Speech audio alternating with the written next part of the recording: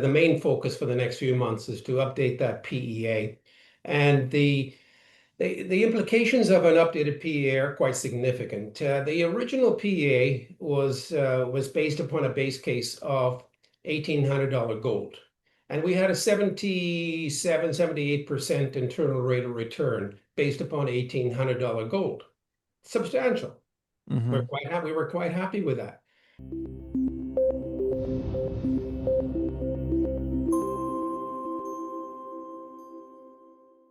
John Darch, Ken McLeod, Sonoro Gold, good afternoon to you, my friends. How are you? We're doing well, thank you, Andy. How are you?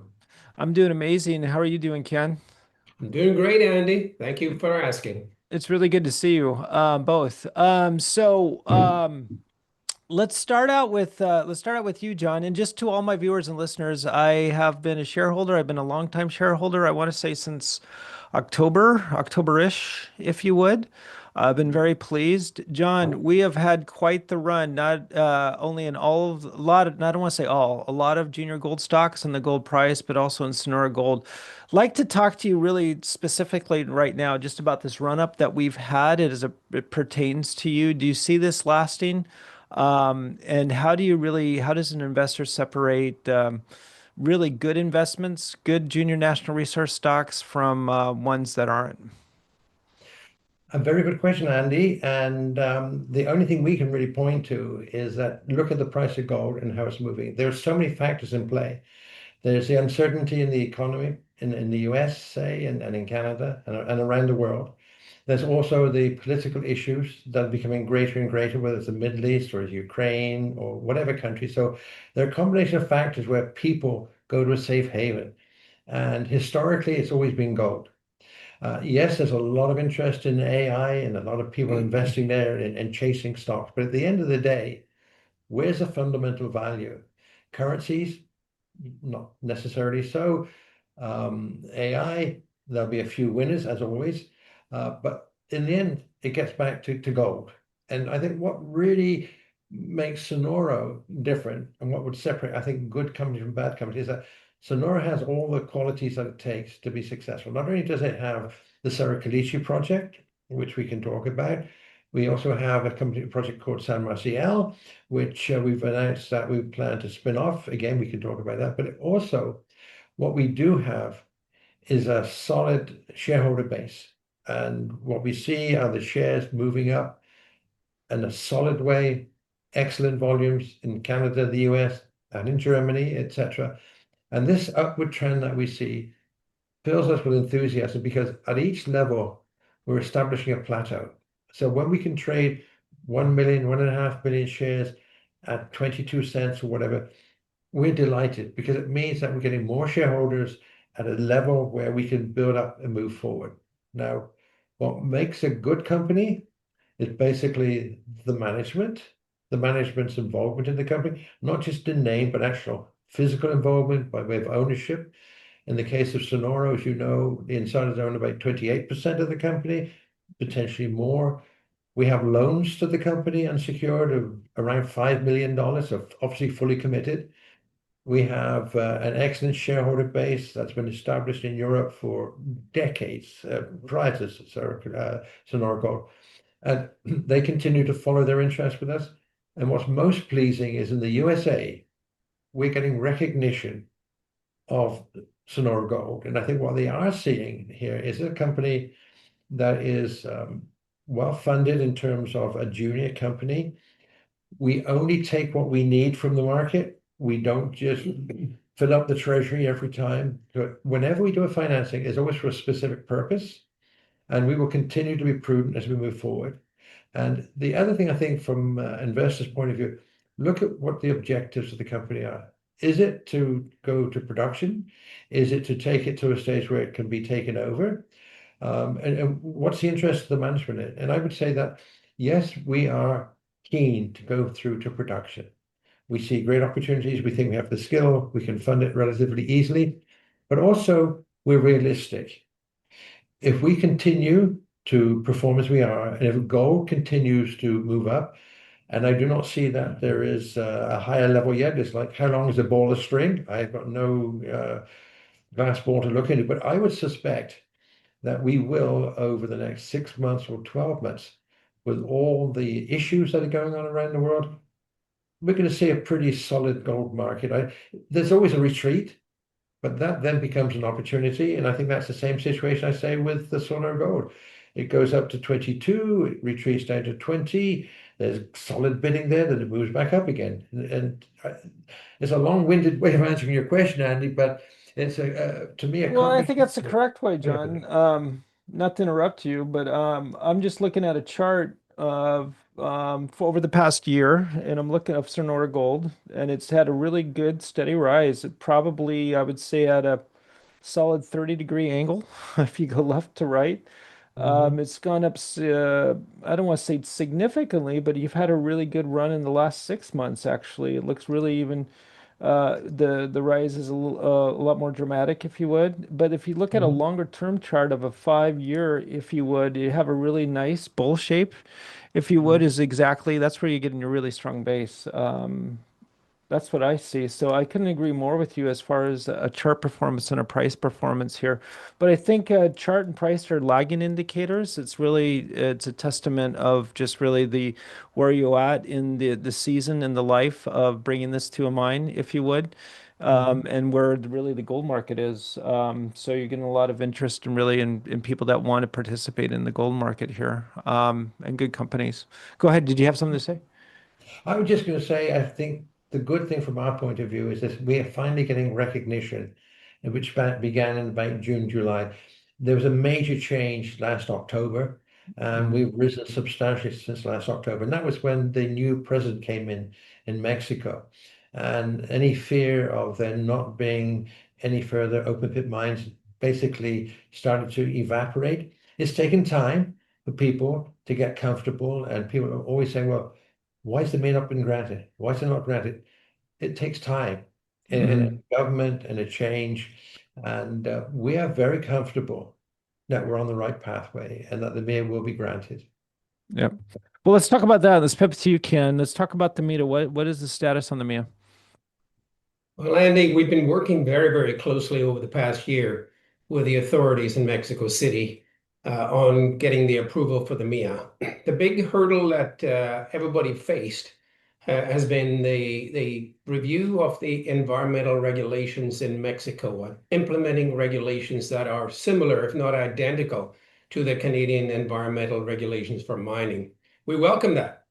We're part of the process in getting the approval for our MIA, and that with our experience in Canada and other places around the world, it makes it so much easier for us to cooperate with the Mexican authorities to get the MIA approved. There is a general consensus right now that the environmental regulations are in the process of being finalized, and we should be seeing some results from that between now and the end of the year. So I'm quite happy to outline at this point in time that over the next 3 to 4 months, that we have every indication that the MIA will be at a stage where it's achieving final approval. So that'll be the main catalyst for the stock of Sonoro to have an upward trend. We believe that we've been held back for 3 years now while we're waiting for MIA approval. And so when that lid has been removed from the share price, we should start to see some upward momentum, and we're looking forward to that day. Yeah, about that. I keep on looking over to my left-hand screen because I'm looking at your stock price, a great trend that it is. We talked last time we talked about getting an updated PEA. Tell me about that. Where are we with that? Is that still in the plans? Oh, it's very much in the plans, Andy. In fact, it's the main focus for the next few months is to update that PEA.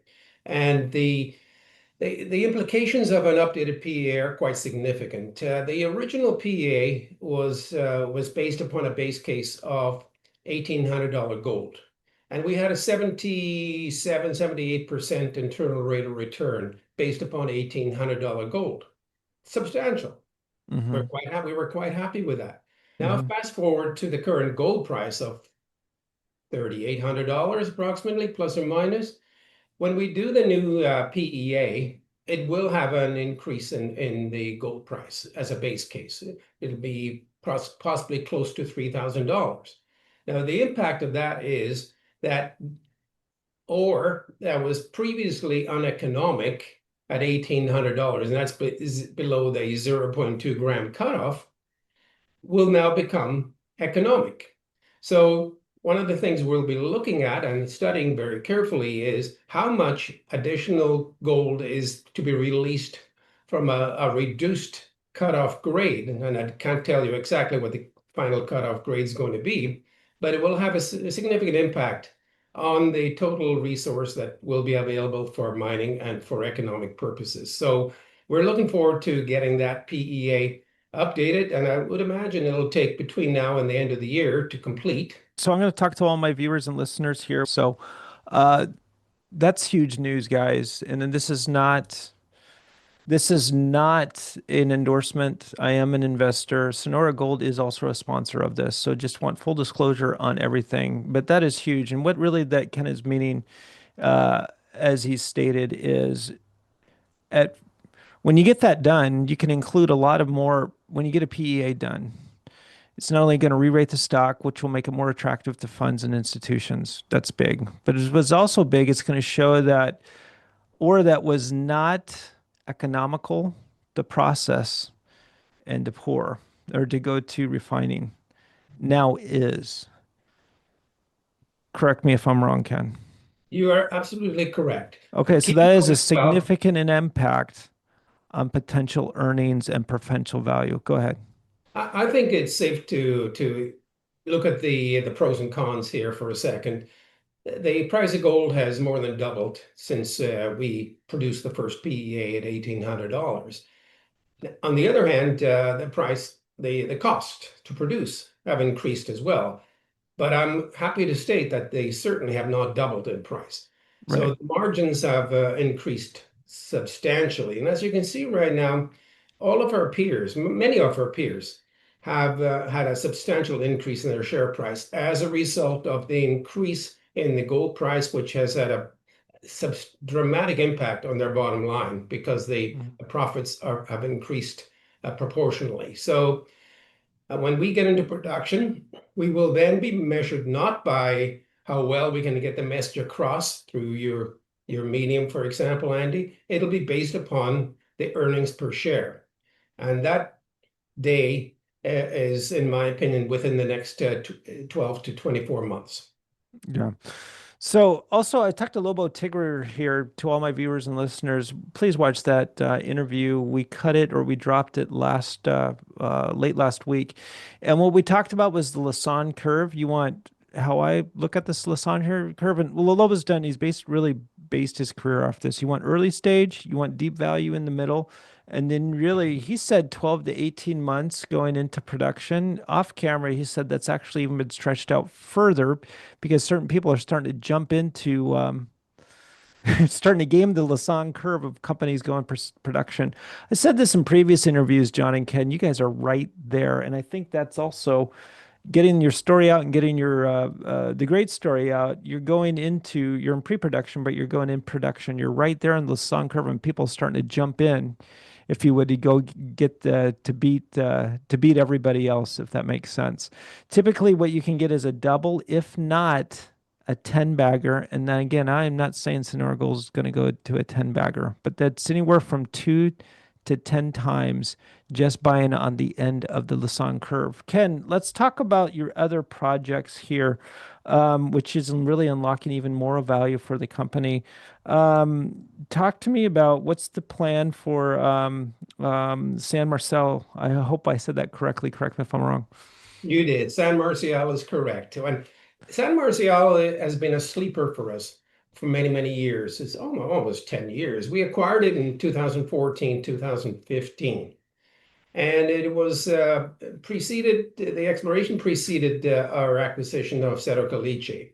But when Cerro Caliche was acquired, it became imperative that we focus on Cerro Caliche because of economic constraints. We had property payments to make, so we had to really go in there and develop Cerro Caliche in advance of the San Marcial project. Now, San Marcial is as a crow flies, about 35 kilometers southwest of the Cerro Caliche project. But by road, it's about a 2-hour drive from the capital, Hermosillo, and it's close to the San Francisco mine, which is in northern Sonora State as well. So we did a very extensive mapping and surface sampling program back in 2015 into 2016. And then when we acquired the Cerro Caliche project in 2018, we put San Marcial to the side. But it is drill ready. We have excellent targets. They were 2 old mines from the early 1900s were operating on the San Marcial site. It's a very, very easy property to operate on because it's the terrain is gently rolling hills. And we've mapped the mineralization essentially throughout the 1,000-hectare area of the concession itself. We also have the opportunity to increase the size of the concession too. So all in all, this is a project that is coming out at the right time. Now, with the idea was that we would always spin it out into its own public company, and to enable us to do so, we incorporated a company called Oroco Gold approximately 2.5, 3 years ago, so that we could then spin the project into Oroco Gold, then go through the steps to eventually apply for listing. So that's the status we're at right now. We will need to go through a very extensive program of shareholder approval, regulatory approval, securing additional financing to list the company on the exchange when the time comes. But we're prepared now to go through the process to achieve that. Now, consider this to be a dividend to the shareholders of Sonoro, because when we spin off San Marcial into the Oroco Gold shell, we will then be issuing the shares.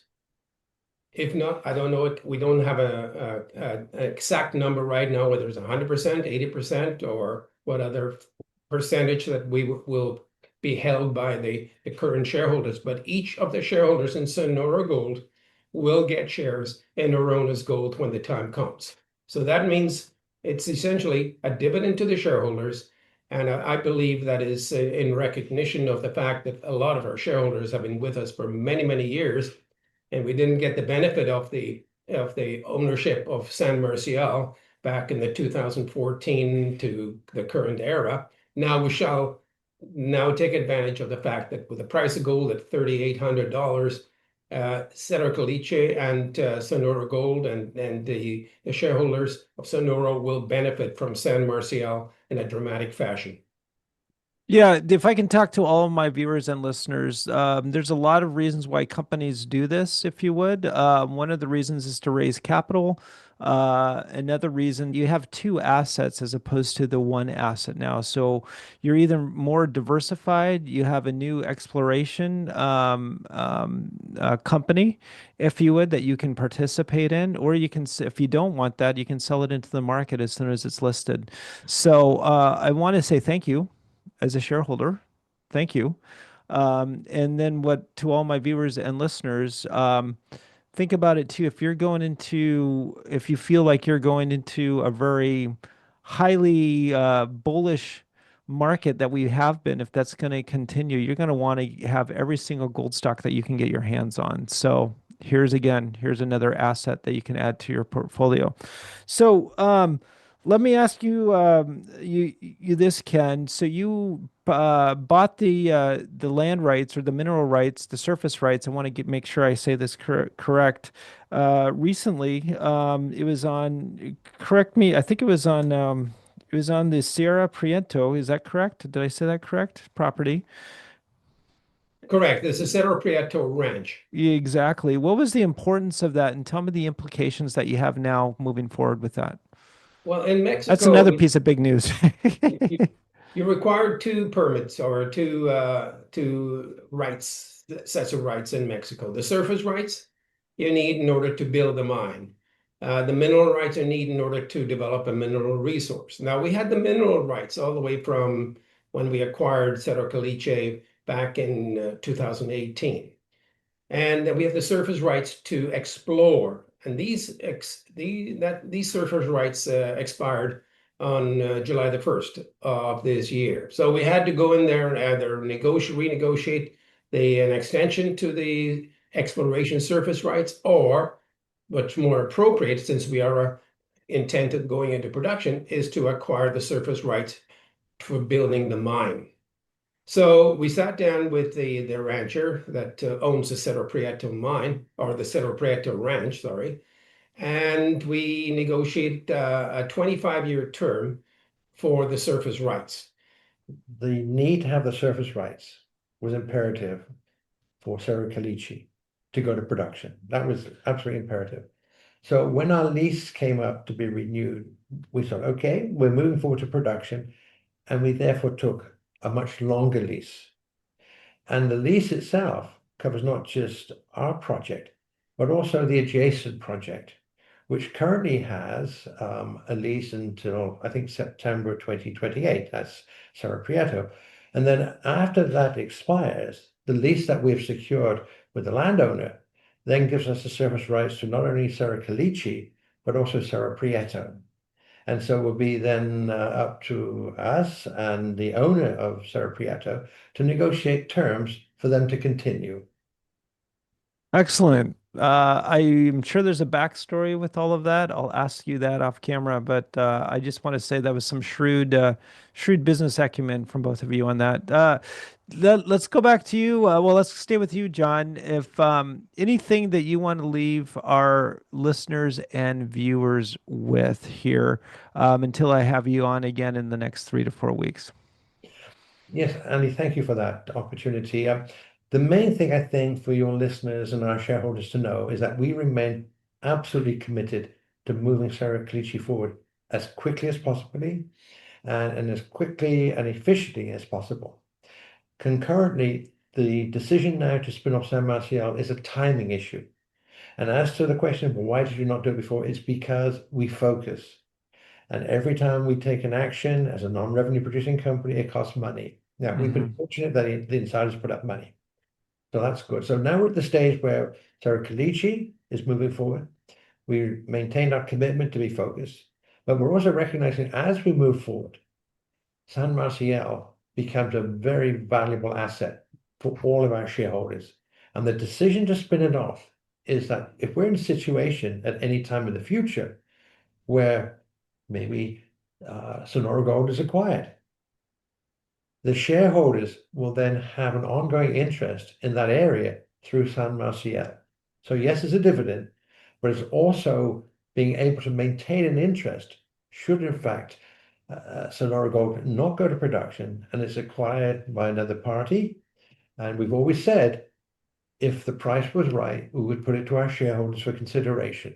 But there's so many factors, Andy, to be considered as we move forward. In the immediate future, updated mine plan, updated PEA, etc. So we're not really ready to consider any type of relationship with another company or Sonoro Gold. But as we move forward, that may well happen. And that's why San Marcial timing is perfect. Very well said and very well put. If investors want to do research, do due diligence, or buy you, where do they go and what exchanges are you traded on and what are your ticker symbols? Yes, we're traded on the TSX Venture Exchange in Canada under the symbol SGO, and on the OTCQB in the United States under the symbol SMOFF, and in Germany on the Frankfurt Exchange under the symbol 23SP. Got it. I'll put all of this in the show notes, both on YouTube, Apple Podcast, and Spotify. Gentlemen, it's been an absolute pleasure going all along this ride with both of you. We've had a lot of success, but that by no means is indicative of future success, but I do expect future success, if that makes sense. I'm looking forward to really the good times. The really good times seem to be right coming up upon us. So I really look forward to that. Thank you so much for your time, and I'd love to have you on again here in the next few weeks. Thank you, Andy. It's been a pleasure. Thank you, Andy. Yes, a true pleasure. Thank you. It's always my pleasure. Take care, guys.